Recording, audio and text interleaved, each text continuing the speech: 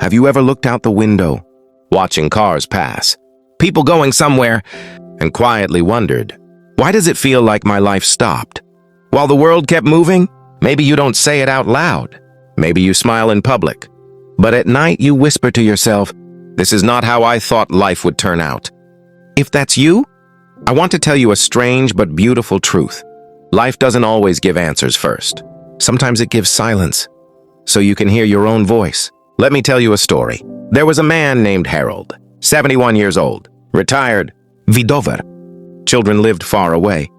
The house was quiet, too quiet. He woke every morning, made coffee, sat in the same chair, and stared at the wall.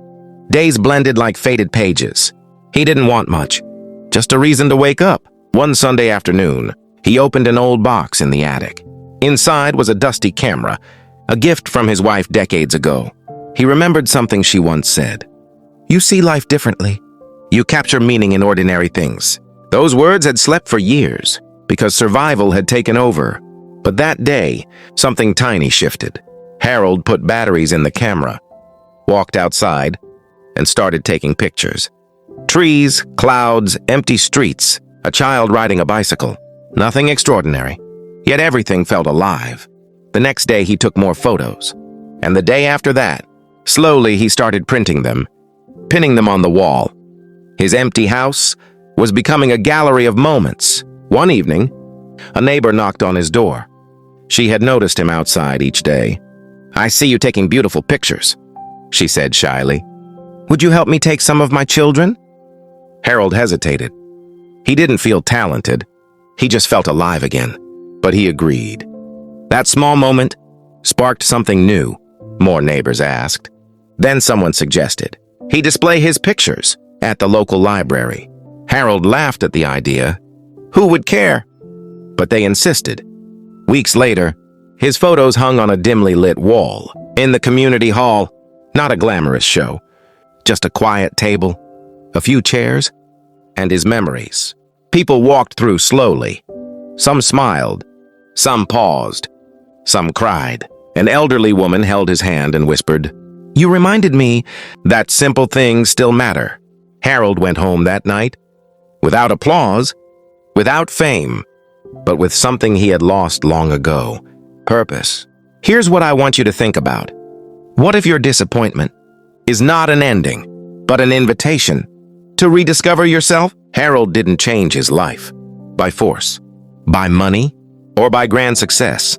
He changed it by awakening something that had been sleeping inside him. Maybe you have something too.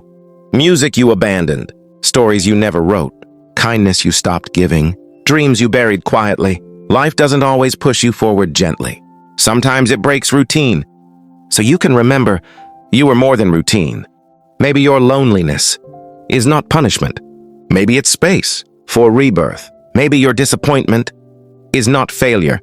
Maybe it's direction. You don't need 1,000 followers, a spotlight, or applause. Sometimes what heals us is not success, but meaning.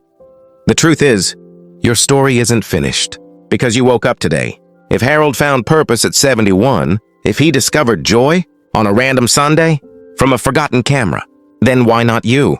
Maybe today, right after watching this, you stand up, open a drawer, touch something you once loved, and breathe life into it again.